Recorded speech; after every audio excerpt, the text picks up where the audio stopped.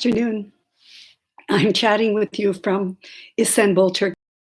It's been a long time since I did a video for my follow my videos. I was diagnosed in 2008, and I was actually given 6 months to live after the doctors had done everything that they could. Um, but it's 2020, and I'm here. So it's been a crazy ride. Really, you can watch my other videos to know some of the things that I did that helped me heal. And I just wanted to come on and say hello and tell you a little bit about what's been going on since in the last 12 months. It's about this time last year, I was already traveling. I decided to sell everything that I had in my life in Mexico in 2019, beginning 2019, and the beginning of February, I started on a trip to countries around the world. It was the adventure of a lifetime, and I'm sure a lot of my friends thought I was completely crazy. And my intention was, I was living in Mexico, as you know, and after I guess 15 years of living in Mexico off and on, I thought it was time, or maybe 18 years, I thought it was time to move on. So I basically retired from my day job to write full time and see all the places in the world that I've always been curious about. So my next memoir will be coming out in a couple of months. I'm just completing work on it right now. I don't even have a title for it. But the first one, Love the Beat Goes On, explores my journey through, I guess, a near-death experience. Um, so you might want to take a look at that. It's on Amazon, and it's the links are all over the place. So that will give you something to read during this trying time. So we're in the middle of a worldwide pandemic, and that's really what I've been focusing on: bringing light and hope and love, spreading it as much as I possibly can, because that has always been my mission in life.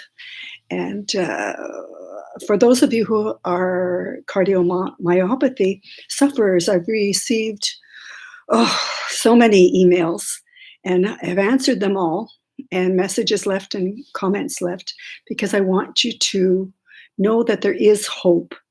And although in 2008, 2009, when I was diagnosed, my doctor told me he had only ever seen one person recover, and I was the second one, and I'm very grateful. So that's why I decided to start spreading the message. So if you're going through trauma or fear or extraordinary fear, there is an amazing website or group on cardiomyopathy. Just Google it on Facebook. Super supportive. Lots of questions are answered every single day. There's a huge community that understands what you're going through, including people like myself. And I post on there regularly too, just to give support. So that's something that you can do. It'll make you feel a little bit better if you're feeling tense, right? So that's one tip for going through what we're all going through right now. It's probably been a week since I've been in isolation, basically self-determined. My journey that lasted, I don't know, almost a couple of months of travel, I thought I would end up moving to Bali. It was sort of a place that I'd always been curious about, and everybody that had ever been there said it was amazing. If you're going to write full time, and might as well have an experience while you're at it, right? And I never made it, because I made a 2-day layover in Istanbul, a city and a country that was not on my itinerary and not part of my life at all. And I'm very fortunate to meet somebody here that I fell in love with, and through countless WhatsApp messages for the next month and a half or so, I decided to return here and give it a shot. And here I am. It's been a year now that I'm living in Istanbul, and I just absolutely adore it. So for support, please go to that website. Please go to that Facebook group. I think you'll really enjoy it.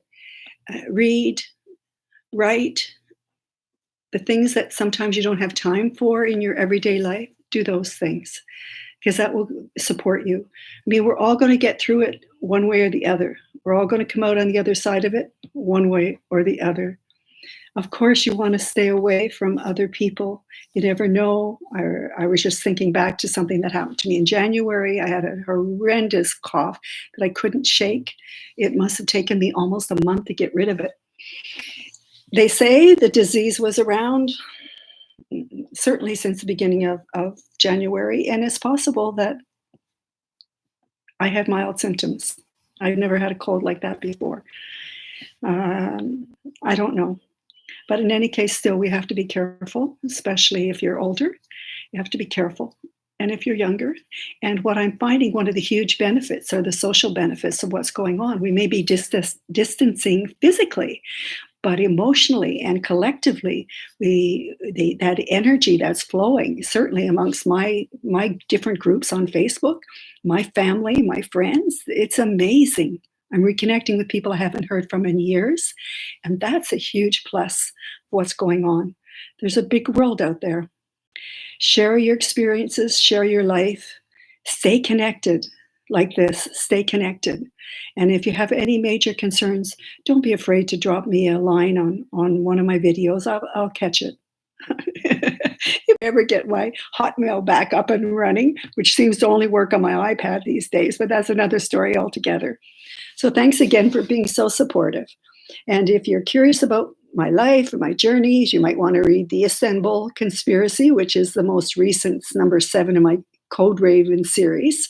That's on Amazon as well. It'll give you a little input into the excitement and the life and the culture of living in the Middle East and Muslim countries. So that will be really an eye opener for you. Make a great movie, actually.